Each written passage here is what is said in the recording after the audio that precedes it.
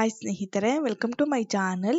ಈ ವಿಡಿಯೋದಲ್ಲಿ ಕೇಂದ್ರ ಸರ್ಕಾರವು ಪಿಎಂ ಕಿಸಾನ್ ರೈತರಿಗೆ ಭರ್ಜರಿ ಗುಡ್ ನ್ಯೂಸ್ ನೀಡಿದೆ. ಹೌದು ಸ್ನೇಹಿತರೆ, ಪಿಎಂ ಕಿಸಾನ್ ರೈತರಿಗೆ 17ನೇ ಕಂತಿನ 2,000 ರೂಪಾಯಿ ಯಾವಾಗ ಬರುತ್ತೆ ಎಂಬುದರ ಬಗ್ಗೆ ನಾವು ಡೀಟೇಲ್ ಆಗಿ ಈ ವಿಡಿಯೋದಲ್ಲಿ ನೋಡೋಣ.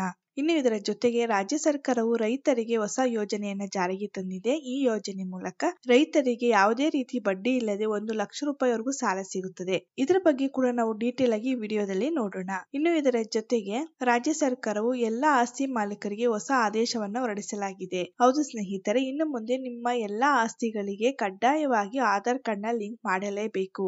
ಈ ಹೊಸ ರೂಲ್ಸ್ ಬಗ್ಗೆ ಕೂಡ ನಾವು ಈ ವಿಡಿಯೋದಲ್ಲಿ ನೋಡೋಣ. ಅದಕ್ಕೂ ಮುಂಚಿತವಾಗಿ ನೀವಿನ್ನು ನಮ್ಮ ಚಾನೆಲ್ಗೆ ಸಬ್ಸ್ಕ್ರೈಬ್ ಆಗಿಲ್ಲವೆಂದರೆ ಈಗಲೇ ಸಬ್ಸ್ಕ್ರೈಬ್ ಆಗಬಹುದಲ್ವಾ? ನೀವಿನ್ನು ವಿಡಿಯೋಗೆ ಲೈಕ್ ಮಾಡಿಲ್ಲವೆಂದರೆ ಈಗಲೇ ಲೈಕ್ ಮಾಡಿ ಮತ್ತು ವಿಡಿಯೋನ ಸ್ಕಿಪ್ ಮಾಡದೆ ಕೊನೆ ತನಕ ನೋಡಿ. ರೈತ ದೇಶದ ಬೆನ್ನೆಲುಬು. ಹಾಗಾಗಿ ರೈತರ ಅಭಿವೃದ್ಧಿಗಾಗಿ ಕೇಂದ್ರ ಹಾಗೂ ರಾಜ್ಯ ಸರ್ಕಾರಗಳು ಹಲವಾರು ಯೋಜನೆಗಳನ್ನು ಜಾರಿಗೆ ತರುತ್ತಿವೆ. ಇದು ಸರ್ಕಾರಗಳ ಕರ್ತವ್ಯ ಕೂಡ. ಪ್ರಸ್ತುತ ರಾಜ್ಯದಲ್ಲಿ ಅಧಿಕಾರ ನಡೆಸುತ್ತಿರುವ ಕಾಂಗ್ರೆಸ್ ಸರ್ಕಾರ ಕೂಡ ರೈತರಿಗೆ ಸಿಹಿ ಸುದ್ದಿ ನೀಡಿದೆ. ರೈತರಿಗೆ ಬಡ್ಡಿ ರಹಿತವಾಗಿ 1 ಲಕ್ಷ ರೂಪಾಯಿ ಸಾಲ ವಿತರಣೆ ಮಾಡಲು ಮುಂದಾಗಿದೆ. ರೈತರು ಆರ್ಥಿಕವಾಗಿ ಸಬಲರಾಗಬೇಕು. ಬೆಳೆ ಬೆಳೆಯುವ ಸಲುವಾಗಿ ಹೆಚ್ಚಿನ ಬಡ್ಡಿ ದರದ ನೀಡುವ ಸಾಲ ಪಡೆಯಬಾರದು ಎನ್ನುವ ಕಾರಣಕ್ಕಾಗಿ ರಾಜ್ಯ ಸರ್ಕಾರವು ಸಚಿವ ಸಂಪುಟದಲ್ಲಿ ಬಡ್ಡಿ ರಹಿತವಾಗಿ ಸಾಲ ನೀಡುವ ತೀರ್ಮಾನ ಕೈಗೊಂಡಿದೆ. ಇದಕ್ಕಾಗಿ 5,700 ಕೋಟಿ ರೂಪಾಯಿ ಮೀಸಲಿಟ್ಟಿದೆ. ಬಡ್ಡಿ ರಹಿತ ಸಾಲ. ರೈತರಿಗೆ ಹಲವು ಯೋಜನೆಗಳಲ್ಲಿ ಬಡ್ಡಿ ರಹಿತವಾಗಿ ಸಾಲ ನೀಡಲಾಗುತ್ತದೆ. ರಾಜ್ಯ ಸರ್ಕಾರವು ವಿಶೇಷವಾಗಿ ಸಣ್ಣ ಹಾಗೂ ಅತಿ ಸಣ್ಣ ರೈತರನ್ನ ಗಮನದಲ್ಲಿಟ್ಟುಕೊಂಡು ಈ ಬಡ್ಡಿ ರಹಿತ ಸಾಲ ಯೋಜನೆ ಅನುಷ್ಠಾನಕ್ಕೆ ಮುಂದಾಗಿದೆ. ಸಣ್ಣ ಹಾಗೂ ಅತಿ ಸಣ್ಣ ರೈತರು ಬೆಳೆ ಬೆಳೆಯುವ ಉದ್ದೇಶಕ್ಕಾಗಿ ತಮ್ಮ ಊರಿನಲ್ಲಿರುವ ಬಡ್ಡಿಗೆ ಹಣ ನೀಡುವವರ ಬಳಿ ಸಾಲ ಮಾಡುತ್ತಾರೆ. ಇದರಿಂದ ರೈತರು ಸಂಕಷ್ಟಕ್ಕೆ ಸಿಲುಕುತ್ತಾರೆ. ಇದನ್ನು ಗಮನದಲ್ಲಿಟ್ಟುಕೊಂಡು ಈ ಯೋಜನೆ ಜಾರಿಗೆ ತರಲಾಗಿದೆ. ಸಹಕಾರಿ ಸಂಘಗಳ ಮೂಲಕ ಸಾಲ ವಿತರಣೆ. ರಾಜ್ಯ ಸರ್ಕಾರವು ಕಳೆದ 5 ವರ್ಷಗಳಿಂದ ರೈತರಿಗಾಗಿ ಬಡ್ಡಿ ರಹಿತ ಸಾಲ ನೀಡುವ ಯೋಜನೆ ಅನುಷ್ಠಾನಗೊಳಿಸಿದೆ. ಈ ಯೋಜನೆ ಅಡಿಯಲ್ಲಿ 2022-23ರಲ್ಲಿ 32.43 ಲಕ್ಷ ಸಣ್ಣ ಹಾಗೂ ಅತಿ ಸಣ್ಣ ರೈತರಿಗೆ ಸಹಕಾರಿ ಸಂಘಗಳು ಹಾಗೂ ಕೃಷಿ ಪತ್ತಿನ ಸಹಕಾರಿ ಸಂಘಗಳ ಮೂಲಕ ಸಾಲ ವಿತರಣೆ ಮಾಡಲಾಗಿದೆ. ಸರ್ಕಾರವು ಸೂಚಿಸಿದಂತೆ ಸಾಲ ವಿತರಣೆಯಲ್ಲಿ ತೊಡಗಿರುವ ಸಹಕಾರಿ ಸಂಘಗಳು ಹಾಗೂ ಪ್ರಾಥಮಿಕ ಕೃಷಿ ಸಹಕಾರಿ ಸಂಘಗಳಿಗೆ ಉಂಟಾಗುತ್ತಿರುವ ನಷ್ಟವನ್ನು ಭರಿಸಲು ರಾಜ್ಯ ಸರ್ಕಾರವು ಬಡ್ಡಿ ಸಹಾಯಧನ ಅಥವಾ ಸಹಾಯಧನವನ್ನು ನೀಡುತ್ತದೆ. ಈ ರೀತಿ ಸಹಕಾರಿ ಸಂಘಗಳಿಂದ ಸಾಲ ನೀಡುವುದರಿಂದ ರೈತರು ಸಹ ಸುಲಭವಾಗಿ ಸಾಲ ಪಡೆದುಕೊಳ್ಳಲು ಸಹಕಾರಿಯಾಗಿದೆ. 2023-24ರಿಂದ 2027-28ರವರೆಗೆ ಎಲ್ಲ ಸಹಕಾರಿ ಸಂಘಗಳಿಗೆ ಹಾಗೂ ಪ್ರಾಥಮಿಕ ಕೃಷಿ ಪತ್ತಿನ ಸಹಕಾರಿ ಸಂಘಗಳಿಗೆ ಈ ಬಡ್ಡಿ ಸಹಾಯಧನ ಯೋಜನೆ ಅನ್ವಯವಾಗುತ್ತದೆ.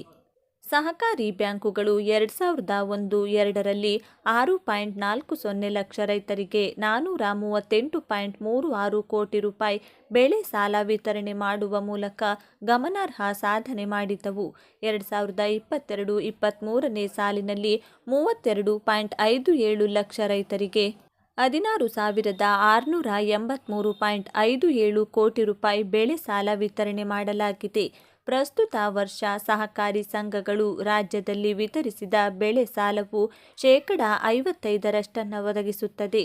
ಇದು ರಾಷ್ಟ್ರೀಯ ಸರಾಸರಿಯ 17% ಪಿಎಂ ಕಿಸಾನ್ ಸಮ್ಮಾನ್ ನಿಧಿ ಯೋಜನೆಯ 17ನೇ ಕಂತು ಹಣ ಜಮಾ ಕುರಿತು ಬ್ರೇಕಿಂಗ್ ಮಾಹಿತಿ.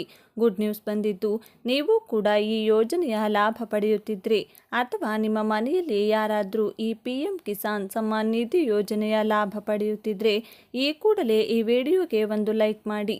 ಹಾಗೂ ನಿಮಗೂ ಕೂಡ 17ನೇ ಕಂತು ಹಣ ಜಮಾ ಆಗಬೇಕಾದ್ರೆ ಹಾಗಾದರೆ ಈಗಲೇ ಈ ವಿಡಿಯೋವನ್ನು ಲೈಕ್ ಮಾಡಿ ಹಾಗೂ ನಮ್ಮ ಚಾನಲ್ಗೆ ಸಬ್ಸ್ಕ್ರೈಬ್ ಆಗಿ.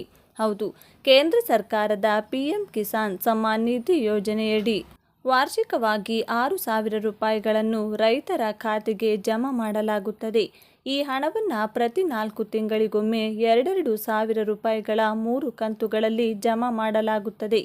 ಇದು ನಿಮಗೆ ತಿಳಿದಿರುವ ವಿಷಯ. ಇಲ್ಲಿಯವರೆಗೆ 16 ಕಂತುಗಳ ಹಣವು ರೈತರ ಬ್ಯಾಂಕ್ ಖಾತೆಗೆ ತಲುಪಿದೆ ಮತ್ತು ಈಗ ಮುಂದಿನ ಸರದಿ 17ನೇ ಕಂತು. ಆದರೆ ನೀವು ಸಹ 17ನೇ ಕಂತಿನ ಲಾಭವನ್ನು ಪಡೆಯಬೇಕೆಂದು ಬಯಸಿದರೆ ನೀವು ಕೆಲವು ಕೆಲಸಗಳನ್ನು ಮಾಡುವುದು ಕಡ್ಡಾಯವಾಗಿದೆ. ನೀವು 17ನೇ ಕಂತಿನ ಹಣ ಪಡೆಯಲು ಬಯಸಿದರೆ KYC ಮತ್ತು ಭೂ ಪರಿಶೀಲನೆ ಎರಡನ್ನ ಮಾಡಿ ನಿಮ್ಮ ಹತ್ತಿರದ CSC ಕೇಂದ್ರಕ್ಕೆ ಭೇಟಿ ನೀಡುವ ಮೂಲಕ ಹಾಗೂ PM ಕಿಸಾನ್ ಯೋಜನೆಯ ಪೋರ್ಟಲ್ pmkisan.gov.in ಅಫಿಷಿಯಲ್ ವೆಬ್ಸೈಟ್ಗೆ ಭೇಟಿ ಮಾಡುವ ಮೂಲಕ KYC ಮಾಡಬಹುದು. ಇನ್ನು ಇದೀಗ 17ನೇ ಕಂತು ಈ ಏಪ್ರಿಲ್ ಅಥವಾ ಮೇ ತಿಂಗಳ ಮೊದಲ ವಾರದಲ್ಲಿ ಎಲ್ಲರ ಖಾತೆಗೆ ಹಣ ಜಮಾ ಮಾಡಲಾಗುವುದು. ಹೀಗಾಗಿ ಕಮೆಂಟ್ ಬಾಕ್ಸಲ್ಲಿ ನಿಮಗೆ ಇಲ್ಲಿಯವರೆಗೂ ಎಷ್ಟು ಕಂತುಗಳ ಹಣ ಜಮಾ ಆಗಿದೆ ಎಂದು ತಪ್ಪದೆ ನಮಗೆ ಕಮೆಂಟ್ ಮಾಡಿ ತಿಳಿಸಿ. ಇತ್ತೀಚಿನ ದಿನಗಳಲ್ಲಿ ಹಲವು ಕಾನೂನು ಹಾಗೂ ನಿಯಮಗಳ ಬದಲಾವಣೆಯನ್ನ ಸರ್ಕಾರ ತಂದಿದ್ದು, ಇದೀಗ ಆಸ್ತಿ ಒಡೆತನದ ವಿಚಾರದಲ್ಲಿ ಕೆಲವು ಬದಲಾವಣೆಗಳನ್ನು ಮಾಡಲು ಕೇಂದ್ರ ಮೋದಿ ಸರ್ಕಾರ ನಿರ್ಧರಿಸಿದೆ. ದೇಶದ ಎಲ್ಲ ಭಾಗಗಳಲ್ಲಿಯೂ ಭೂಮಿ ಹಾಗೂ ಇತರ ಸ್ಥಿರಾಸ್ತಿ ಬೆಲೆ ಜಾಸ್ತಿ ಆಗುತ್ತಿರುವ ಹಿನ್ನೆಲೆಯಲ್ಲಿ ಮೋಸ ಪ್ರಕರಣಗಳು ಕೂಡ ಜಾಸ್ತಿಯಾಗುತ್ತಿವೆ. ಇದನ್ನು ತಡೆಗಟ್ಟಲು ಹೊಸ ನಿಯಮ ಜಾರಿಗೆ ತರಲು ಕೇಂದ್ರ ಸರ್ಕಾರ ನಿರ್ಧರಿಸಿದೆ. ವಂಚನೆಗೆ ಬ್ರೇಕ್ ಹಾಕಲಿದೆ ಸರ್ಕಾರ. ಇತ್ತೀಚಿನ ದಿನಗಳಲ್ಲಿ ಆಸ್ತಿ ಮಾರಾಟ ಹಾಗೂ ಖರೀದಿ ವಿಚಾರಕ್ಕೆ ಸಂಬಂಧಿಸಿದಂತೆ ಹಲವು ಮೋಸದ ಪ್ರಕರಣಗಳು ದಾಖಲಾಗುತ್ತಿವೆ. ಇದಕ್ಕೆ ಕಡಿವಾಣ ಹಾಕಲು ಕೇಂದ್ರ ಸರ್ಕಾರ ಮಹತ್ವದ ಕಾನೂನು ಜಾರಿಗೆ ತರಲಿದೆ. ಈ ನಿಯಮಗಳ ಮೂಲಕ ಮೋಸ ಹೋಗುವ ಹಾಗೂ ಮೋಸ ಮಾಡುವ ಈ ಜನರನ್ನು ಜಾಗೃತಗೊಳಿಸಲಿದೆ ಸರ್ಕಾರ. ಆಸ್ತಿ ವಿಚಾರಕ್ಕೆ ಸಂಬಂಧಪಟ್ಟ ಹಾಗೆ ಈಗಾಗಲೇ ಅದೆಷ್ಟೋ ಕಾನೂನುಗಳು ನಮ್ಮಲ್ಲಿದೆ. ಆದರೆ ಅವುಗಳನ್ನು ಲೆಕ್ಕಿಸದೆ ವಂಚನೆ ಮಾಡುವವರ ಸಂಖ್ಯೆ ಮಾತ್ರ ದಿನದಿಂದ ದಿನಕ್ಕೆ ಏರುತ್ತಿದೆ. ಸ್ಥಿರಾಸ್ತಿ ಹಕ್ಕಿನ ವಿಚಾರದಲ್ಲಿ ಇನ್ನು ಮುಂದೆ ಈ ನಿಯಮಗಳನ್ನು ಪಾಲಿಸಲೇಬೇಕು. ಸರ್ಕಾರದ ಹೊಸ ನಿಯಮ. ಹೌದು, ಸರ್ಕಾರ ಸ್ಥಿರಾಸ್ತಿ ವಿಚಾರದಲ್ಲಿ ಹೊಸ ನಿಯಮಗಳನ್ನು ಜಾರಿಗೆ ತರುತ್ತಿದೆ. ಸ್ಥಿರಾಸ್ತಿ ಮಾಲೀಕತ್ವವನ್ನು ಪಡೆಯಲು ಇನ್ನು ಮುಂದೆ ನಿಮ್ಮ ಆಸ್ತಿಯ ಜೊತೆಗೆ ನಿಮ್ಮ ಆಧಾರ್ ಕಾರ್ಡ್ ಕೂಡ ಲಿಂಕ್ ಆಗಿರಲೇಬೇಕು. ಯಾರು ತಮ್ಮ ಆಸ್ತಿ ಜೊತೆ ಆಧಾರ್ ಲಿಂಕ್ ಮಾಡಿಕೊಂಡಿಲ್ಲವೋ ಅವರು ಭವಿಷ್ಯದಲ್ಲಿ ಸಮಸ್ಯೆ ಎದುರಿಸಬೇಕಾಗುತ್ತದೆ. ಆಸ್ತಿ ವಿಚಾರದಲ್ಲಿ ವಂಚನೆ ಹೆಚ್ಚಾಗುತ್ತಿದೆ. ಹಾಗಾಗಿ ಬೇನಾಮಿ ಆಸ್ತಿ ಪ್ರಕರಣಗಳನ್ನು ಪತ್ತೆ ಹಚ್ಚಲು ಆಧಾರ್ ಲಿಂಕ್ ಕಡ್ಡಾಯಗೊಳಿಸಿದೆ ಸರ್ಕಾರ. ಇತ್ತೀಚಿನ ದಿನಗಳಲ್ಲಿ ಆಸ್ತಿ ನೋಂದಣಿ ಹೆಚ್ಚಿನ ಸಂಖ್ಯೆಯಲ್ಲಿ ನಡೆಯುತ್ತಿದ್ದು, ನೋಂದಣಿ ಮಾಡಿಸಿಕೊಳ್ಳುವವರು ಆಧಾರ್ ಲಿಂಕ್ ಕೂಡ ಒಟ್ಟಿಗೆ ಮಾಡಿಸಬೇಕು.